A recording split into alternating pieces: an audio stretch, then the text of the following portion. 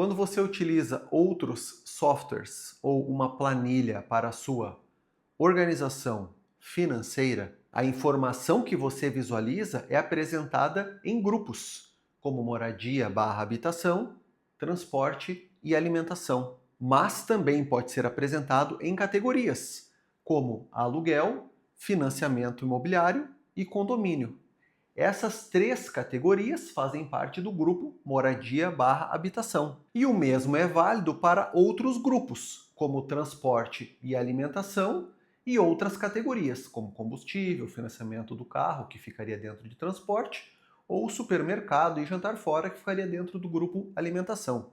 Tudo isso de acordo com os seus hábitos de consumo. E qual é o problema de organizar a sua vida financeira nesse formato, por grupos e categorias? O primeiro problema ao organizar por grupos e categorias é a falta de visão do todo. Mesmo quando se tem metas para grupos e categorias, essas informações fragmentadas não estão me conduzindo à liberdade financeira, que deveria ser o principal motivo para mexer com tudo isso. O segundo problema é uma consequência do primeiro. Quando eu não tenho uma visão do todo, eu não tenho engajamento. Quem nunca passou por isso? Decide começar a se organizar, faz uma semana, um mês, no segundo mês desiste. E é por isso que o mundo não precisa de mais um software ou mais uma planilha de organização financeira. Se software ou planilha resolvesse o problema de alguém, não teríamos mais de 80 milhões de pessoas endividadas e não teríamos mais de 8 milhões de empresas em dificuldade. Apresentei os problemas. Primeiro, falta de visão do todo. Segundo, falta de engajamento. E também as consequências. Mais de 80 milhões de pessoas com restrições e mais de 8 milhões de empresas em dificuldade. Agora vamos abordar a sugestão para solucionar esses problemas. A vida financeira de qualquer pessoa cabe nesses 4 quadrados, ou nesses 4 quadrantes. O primeiro quadrante chamamos de Q1, que seria a renda do trabalho. Imagina que a renda do trabalho é como se fosse o motor da sua vida financeira. Você não pode parar. Se você parar, acaba a renda do trabalho. O segundo quadrado é o Q2, ou o quadrante da renda passiva. Cada real que você investe nesse quadrante é como se você tivesse um soldado a mais trabalhando por você.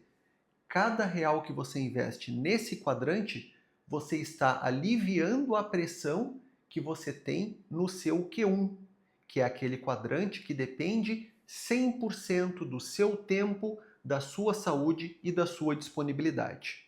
O Q3 é o quadrante dos custos fixos, todas aquelas despesas recorrentes, seja o condomínio, a conta de energia elétrica, o financiamento imobiliário ou aluguel, o financiamento do carro, todas aquelas despesas, aquelas prestações recorrentes vão entrar aqui no quadrante dos custos fixos. O Q4 são os custos variáveis, todas aquelas despesas que eu tenho maior capacidade de fazer a gestão ao longo do mês. Por exemplo, um jantar fora, um lazer, uma compra de roupa nova, uma troca de um eletrodoméstico ou de um aparelho de celular, enfim, qualquer despesa que eu tenho maior liberdade, maior capacidade de fazer a gestão, qualquer despesa que eu posso adiar para um momento futuro. O Q3, que é o quadrante dos custos fixos, também podemos chamar de âncora financeira, porque toda vez que eu assumo uma despesa recorrente e ela cai aqui nos custos fixos, seja de 10, 12 meses, 24, 36 meses, significa que eu estou engessando uma parte das minhas receitas e estou criando uma âncora financeira na minha vida que vai levar muito tempo para ser resolvida, para ser eliminada. Como o método 4Q vai ajudar você a ter a visão do todo da sua vida financeira? Digamos que a renda do meu trabalho, que é o meu Q1, que é o motor da minha vida financeira, seja 10 mil reais neste exemplo. O Q2, que é a renda passiva, que são os soldados trabalhando para mim, eu tenho R$ 0 nesse momento, ou seja, não tenho renda passiva. Portanto, a minha renda do trabalho mais a minha renda passiva, o total é R$ 10.000 hoje. O Q3, o quadrante 3, que representa os meus custos fixos, as minhas despesas recorrentes, somam R$ 8.000. É o aluguel, é o condomínio, a parcela do carro, o colégio das crianças, a internet, a conta de energia elétrica, a conta de água, todas aquelas despesas recorrentes. A compra que eu fiz em 12 vezes no cartão de crédito, tudo isso está consumindo R$ 8.000.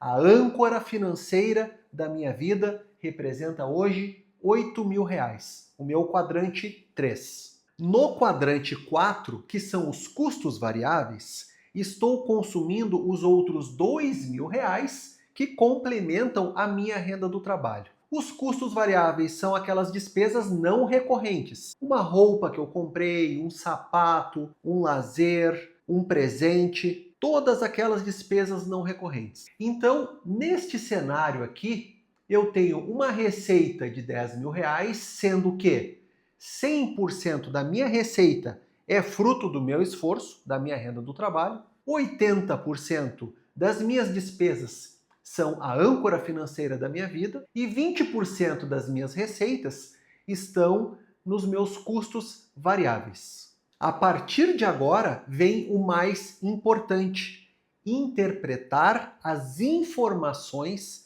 que os 4 quadrantes estão enviando sobre a minha vida financeira. Voltando ao primeiro quadro deste vídeo, até este momento nós trabalhamos na organização das informações financeiras, utilizando o método 4Q, e não mais mostrando as informações em grupos e categorias.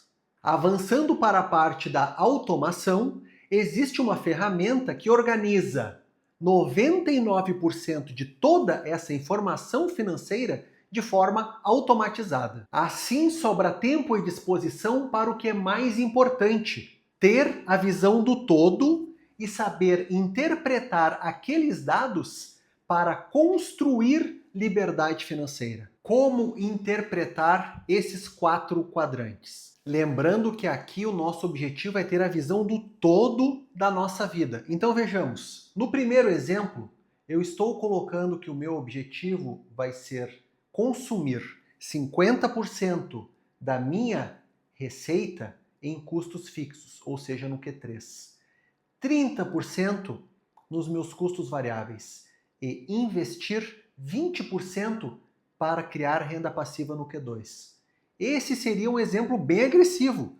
Você consumir 50% da sua receita em custos fixos, 30% em custos variáveis e investir 20% da sua renda total. Um modelo um pouco mais conservador seria investir 10%. Então você gastaria 50% em custos fixos, 40% em custos variáveis e investiria 10% na criação de soldados para trabalhar por você. Ou ainda, mais conservador, 50, 45, 5. Percebe que neste modelo eu não estou preocupado com o que eu gastei nos meus custos fixos ou o que eu gastei nos meus custos variáveis. Mais importante do que isso é quantos por cento da minha receita total eu vou gastar em custos fixos e quantos por cento da minha receita total eu vou gastar em custos variáveis. E mais importante ainda, quantos por cento da minha renda do trabalho eu vou investir na criação de soldados